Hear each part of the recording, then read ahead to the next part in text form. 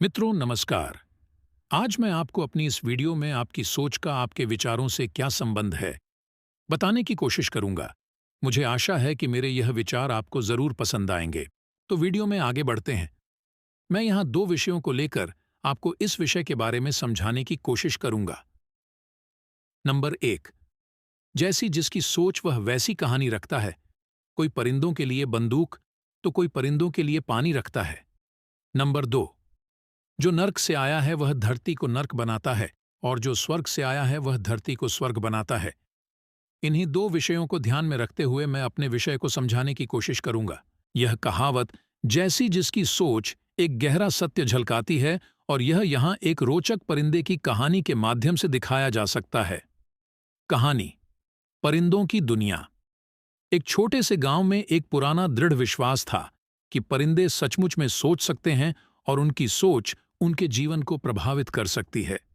गांव वाले अपनी फसलों को सुरक्षित रखने के लिए विभिन्न तरीकों का अभ्यास कर रहे थे। एक दिन गांव का एक युवक नामक राहुल ने सोचा कि क्यों न वे अपनी फसलों की सुरक्षा के लिए परिंदों के साथ मित्रता करें। लोगों ने इस विचार को हंसी में उड़ा दिया, लेकिन राहुल ने अपनी सोच पर दृढ़ रहा और एक बड़े परिंदे को अपने पास बुलाया। राहुल ने उस परिंदे को अपने कृषि खेत में ले जाकर दिखाया कि वह कैसे फसल की देखभाल के लिए सहायक हो सकता है। वह परिंदे को अपने खेत में रोजाना आने की आदत डालने लगा। कुछ महीने बाद गांव वालों ने देखा कि राहुल की फसलें अब तकती नहीं थीं, जबकि अन्य किसानों की फसलों को परिंदों ने कई बार काटा था। लोग हैरान थे और राहुल की ओर तेजी से बढ़ती हुई सोच में मग्न हो गए। राहुल ने सबको बताया कि उसने परिंदुओं को अपने साथ काम करने के लिए प्रेरित किया और उन्हें खेतों की देखभाल में सहायक बना दिया। उसने उन्हें खेतों में घास और कीटाणु नियंत्रण करने में मदद करने के लिए प्रशिक्षित किया। इसका सीखने वाला सबक यह है कि सोच की शक्ति अत्यंत महत्वपूर्ण है। जो लोग अपनी सोच को सकारात्मक और निर्माणात्मक बनाते हैं, उन्हें अपने लक्ष्यों की प्राप्ति में सफलता होती है। इसके साथ ही अपनी सोच को बदलकर आप अपने चरित्र और अपने आसपास के संबंधों को भी सकारात्मक बना सकते हैं। मैंने यहाँ पर एक छोटी सी कहानी के माध्यम से आपको परिंदों को मारने के लिए तीर नहीं, बल्कि उन्हें बचाने के लिए पानी रखना चाहिए का वर्णन किया। अब मैं अपने दूसरे विषय पर आता हूँ। जो नर्क से आया है वह धरती को नर्क बनाता है और जो स्वर्ग से आया है वह धरती को स्वर्ग बनाता है। इस विषय को ध्यान में रखते हुए मैं आपको अपने विषय जैसी जिसकी सोच वैसे उसके विचार को समझाने का प्रयास करूंगा। यह उक्ति एक गहरा तात्पर्यिक सिद्धांत प्रस्तुत करती है जो व्यक्ति की सोच और क्रियाओं के परिणामों को बताती है। इसमें दिखाया जा रहा है कि व्यक्ति की आत्मा उसकी सोच और कर्मों के परिणाम से सीधे रूप से प्रभावित होती है। नर्क से आया हुआ व्यक्ति।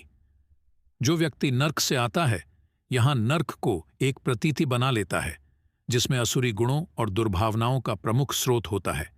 उसकी सोच, विचारशीलता और कार्यक्षमता नकारात्मक और सांसारिक स्तर पर असुरी गुणों से परिपूर्ण होती हैं। ऐसे व्यक्तियों की दृष्टि में सभी कुछ संदृश्य और आवश्यकताओं के लिए योजना बनाने की प्रवृत्ति होती है। उनका कार्य आत्मसात्विक विकास की बजाय अपने लाभ की प्राप्ति में होता है। स्वर्ग से आया हुआ व्यक्ति। वह व्यक्ति जो स्वर्ग से आता है वह धरती को स्वर्ग बनाने का कार्य करता है। उसकी सोच और क्रियाएं सकारात्मक, नैतिक और सत्य होती हैं। उसके द्वारा की जाने वाली क्रियाएं समाज में सुधार और सेवा की दिशा में होती हैं। उसका कार्य समृद्धि, सांत्वना और सद्गुणों की ओर मुख करता है। अंत में इस उक्ति से यह सीखने को मिलता है कि हमारी सोच और कार्य हमारे परिवर्तन का कारण बनते हैं। अगर हम सकारात्मक और उदार सोच रखते हैं तो हम अपने आसपास को भी स्वर्ग बना सकते हैं। व्यक्ति जब धरती पर आता है तो उसे यह पता नहीं होता है कि वह नर्क से आया है या फिर स्वर्ग से आया है। उसकी सोच यही होनी चाहिए कि वह स्वर्ग से आया है और धरती को स्वर्ग बनाएगा। तो दोस्तों, मेरे यह विचार आपको कैसे लगे कमेंट बॉक्स में जरूर लिखें।